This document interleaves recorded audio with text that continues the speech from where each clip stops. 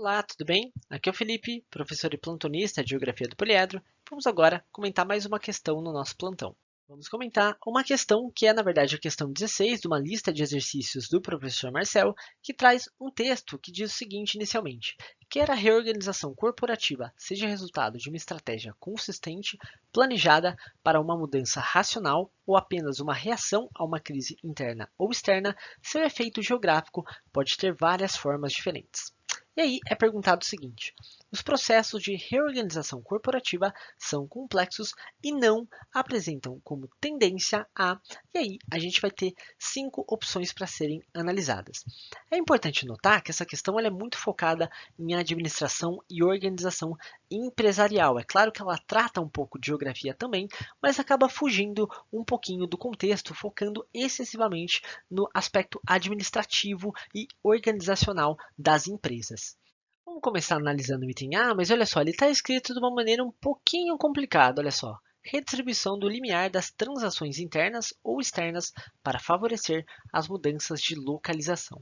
Então, o que ele está dizendo é que as empresas, a nível global, elas podem reorganizar os seus fluxos em cada unidade, ou seja, internamente em cada fábrica ou em cada unidade de administração, ou entre essas unidades, os fluxos entre essas diferentes unidades pelo mundo, ou seja, os fluxos externos, para eventualmente favorecer a realocação das empresas, ou seja, a instalação de uma planta de um lugar em outro lugar. Bom, isso pode sim acontecer, porque na verdade, os fluxos trocados entre as diferentes unidades de uma empresa global ou internamente a qualquer uma das unidades de uma empresa global, eles podem mudar de acordo com o planejamento da matriz.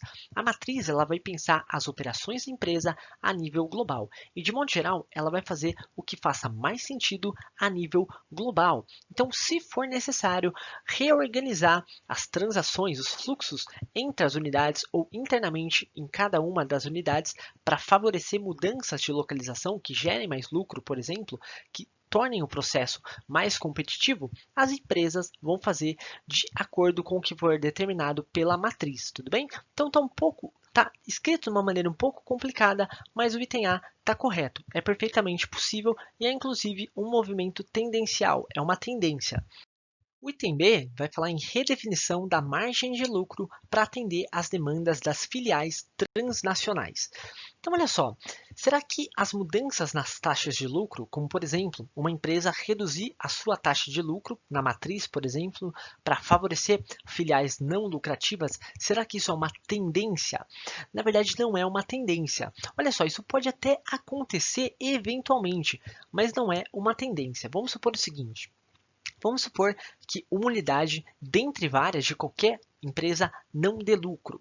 Vamos supor, por exemplo, que uma filial da Ford ou da GM, que tem sede lá nos Estados Unidos, uma filial aqui no Brasil, não esteja dando lucro. O que vai acontecer? A matriz vai abrir mão do seu faturamento e injetar dinheiro aqui nessa fábrica do Brasil para tentar salvar ou sustentar essa empresa se ela não for mais lucrativa? Não, isso é muito pouco provável de acontecer. Na verdade, o mais provável de acontecer, a tendência é que as unidades que não sejam lucrativas sejam fechadas, tudo bem? De modo geral, a matriz, por exemplo, não vai abrir mão do seu faturamento para sustentar uma unidade que dá prejuízo. Quando uma unidade dentro de uma rede global de unidades de uma empresa dá prejuízo, ela é fechada, tudo bem? Normalmente você não faz esse rearranjo, uma empresa lucrativa sustenta a outra que dá prejuízo. Normalmente a que dá prejuízo, ela é fechada, tudo bem?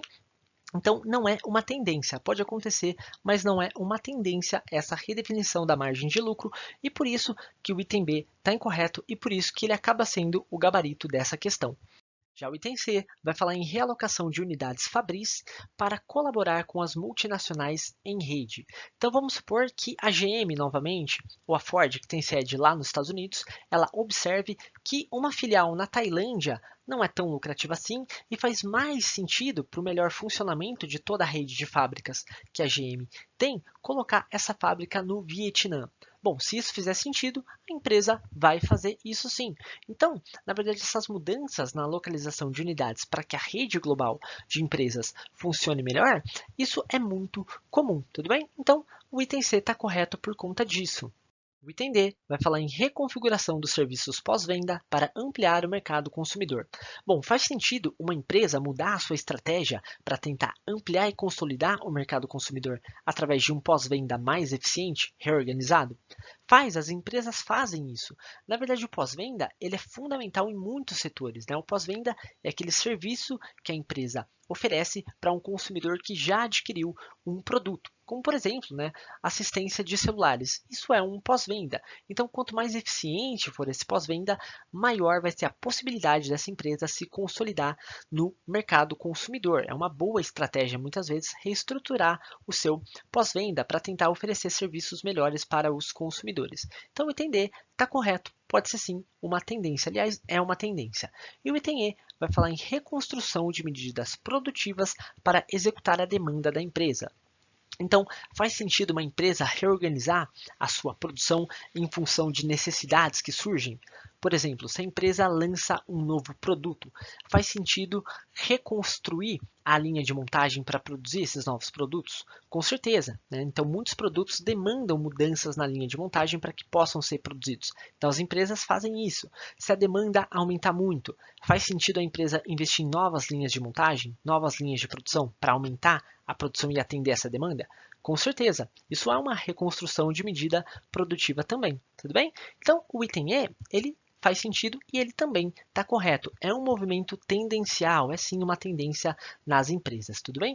Então, o grande problema dessa questão aqui é que ela está escrita de uma maneira complicada. Então, a gente teria que parar para pensar exatamente o que cada uma dessas alternativas está querendo dizer. Realmente não é uma questão muito fácil, uma questão um pouco confusa, mas tá aí a resposta. Espero que tenha conseguido te ajudar, tudo bem? Então é isso e até mais.